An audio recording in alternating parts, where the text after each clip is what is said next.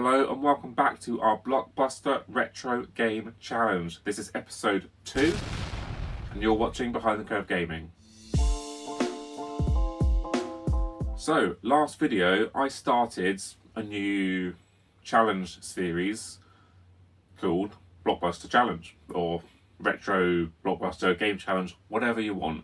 And if you're from the UK, I guess wherever in the world that had Blockbuster, you might guess the theme a little bit. We're going to try before we buy, right? So on my retro shelves here and up here, I have a finite amount of space, a finite amount of money and a budget to go towards these things. So I need games that deserve their spot on these shelves. I can't just buy anything and everything willy-nilly without any sort of target, objective, goals in mind. I need to be somewhat focused. So, I want to try the game, essentially, for as little as possible, which is basically cartridge only, before I get boxed with manual or without manual, but nevertheless, box retro on these shelves. Now, I have talked about previously in other episodes the criteria for the games I'm going to want on these shelves, and I'll just briefly go over them again. They are threefold. So, 1, the games that everyone raves about, critically reviewed games that people just say must be in your collection, that kind of stuff. That's number 1.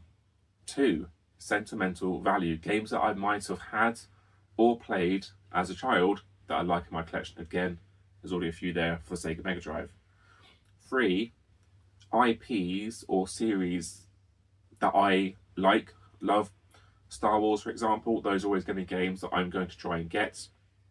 Predator, Alien, sci-fi stuff, racing stuff, that kind of stuff. The games that I have an interest in, they might not be critically acclaimed, or people might not rave about them, but they're games that I want to try. That's the third one. I want to try those games to find out if they're good or not. And then we'll go from there, whether I want to have them because I love the IP, or whether I go, actually, this is a bit naff, we're going to forget that exists. Because unfortunately, a lot of these series, the games don't tend to be bangers, unfortunately.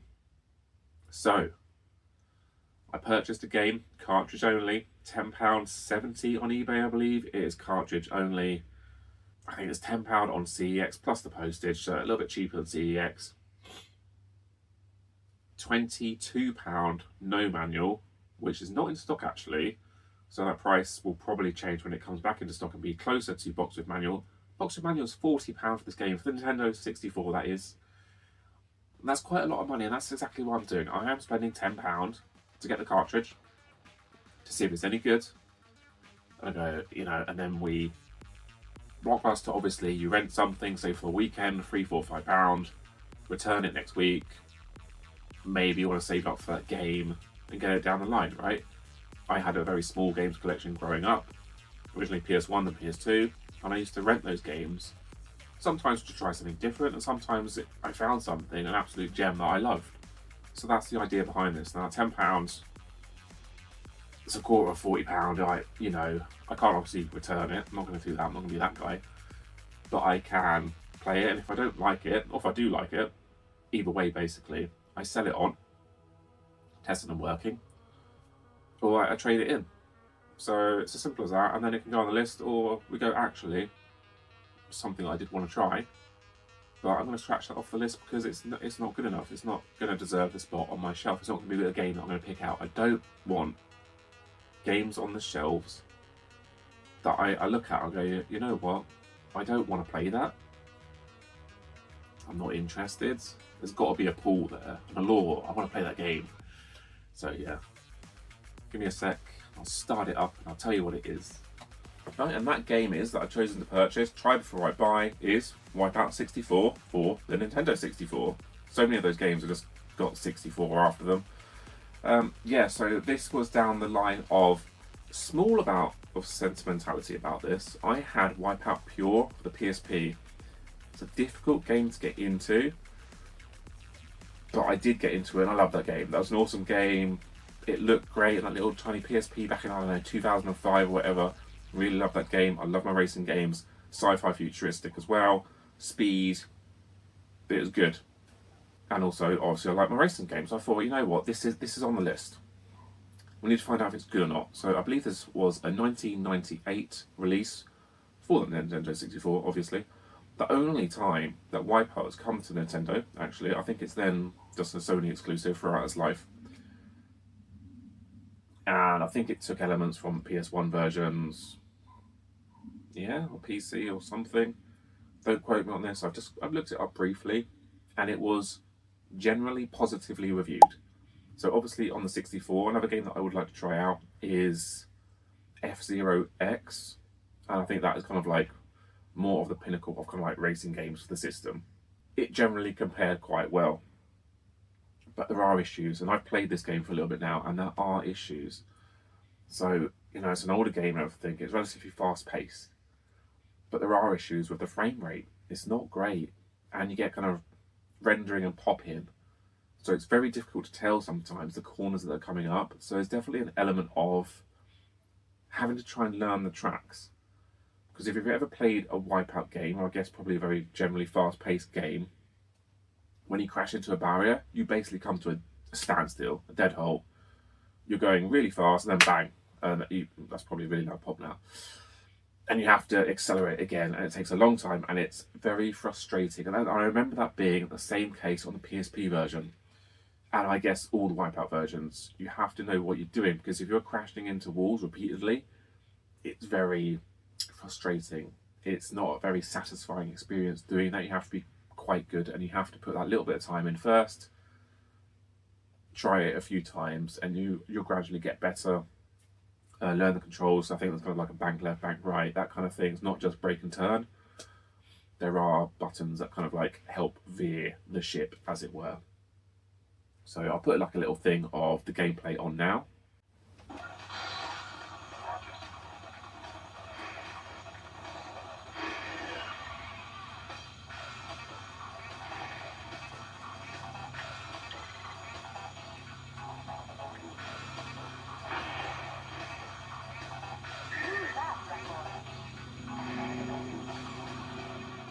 So yeah, if you're not familiar with the Wipeout series, kind of this futuristic racing game where you've got these kind of like hovercraft kind of thing, and they shoot weapons at each other.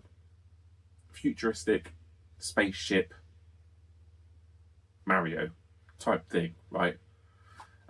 It's quick, it's frustrating, it's quite difficult, but it's good. It's good fun. And I enjoyed the game, but there is that element of, I wish it rendered in a bit faster, I wish it played a bit smoother.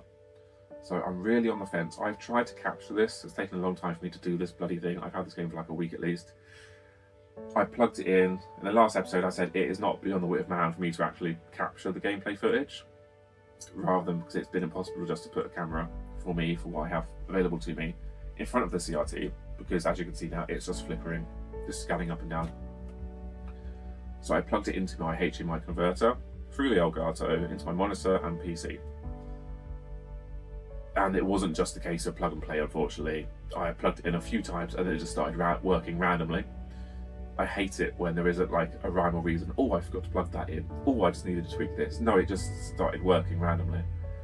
And then when I changed the input and changed it back again, it was all gone again and I had to do it again. I think on OBS I had to remove all my filters and then re-add the scene, and then it would work. And it was a ball ache, basically. And then when I recorded it, I recorded the gameplay, but I had no sound output, which is annoying because it's a HDMI converter, goes into the monitor, you should be then taking the sound, right? It wasn't, so I gave up on that. We'll get there eventually, but I did attempt it. So that gameplay's footage, no doubt, was just some stock footage. But yeah, I'm on the fence about this one. It's not an incredibly expensive game.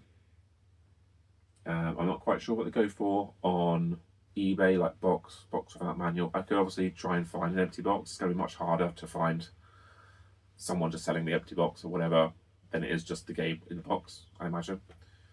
But if CEX are selling a £40 complete, I imagine it's probably readily available from between 30 to 50, complete or not complete, without manual. And that's okay. And as I said, I do have a small amount of sentimentality about this. but I'm hoping also on my list is Wipeout. What is it, 2097 for the PS1? I really want that, and I don't know if that's a double case as well for the PS1. So I do want to get that game and try it. So, working as we're going right now, on the spot as it were, my decision on this one is that I'm going to keep it until I get the PS1 version.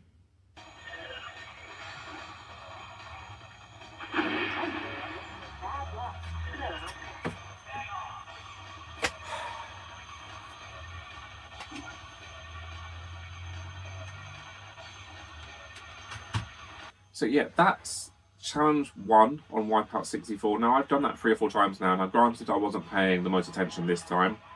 But I've yet to get on to challenge 2. It's so frustrating. There doesn't seem to be any sort of story mode. It's challenge-based or time trial, and to unlock the next challenge, presumably, you beat the first challenge, and I think I need to finish in the top 3. There's like 15 craft, and it is a good game. It doesn't look bad at all. It's just... it's difficult when it's either blind corners or it renders in a little bit slow. It's a bit like it's a bit jarring. It is a good game. It is relatively smooth, like in terms of the controls at least. I don't know. I'm supposed to be like, right, down the line, I want it on the shelf, let's go. Or nah, that's rubbish. Just get rid of it, trade it in, sell it on, whatever. But yeah. Now, obviously, it's the 64 variant. There isn't this game on a different system to compare it to. It's just other Wipeout games in the series. Now, around the same time is going to be that PS1 game. I think there might have been a couple of the PS1 actually. I don't know if there's one that's better than the other. Let me know. Again, let me know in the comments. I didn't see when I was just scrolling through the blurb whether this is compatible with the expansion pack, but knowing that the expansion pack expanded on the textures typically and then took away from the frame rate, I'm gonna take a wild guess that it's not, because while the frame rate already is not smooth, add the expansion pack to that, and it'll be a lot worse. So yeah, I'm gonna leave this one here. Episode 2 of the Blockbuster Challenge series. I don't actually know what I'm doing with Lilac Wars, i.e. Star Fox, for the Nintendo 64, but I'm guessing because it is console exclusive, I probably do want that on the system, and it's a relatively cheap game. So yeah, I hope you enjoyed this one. I'm bringing more to the channel, don't worry. We're just going to get over a few personal blips in life, they happen. But yeah, I hope you enjoy this video. Please like, comment and subscribe as always, and join me for the next one. Thank you very much.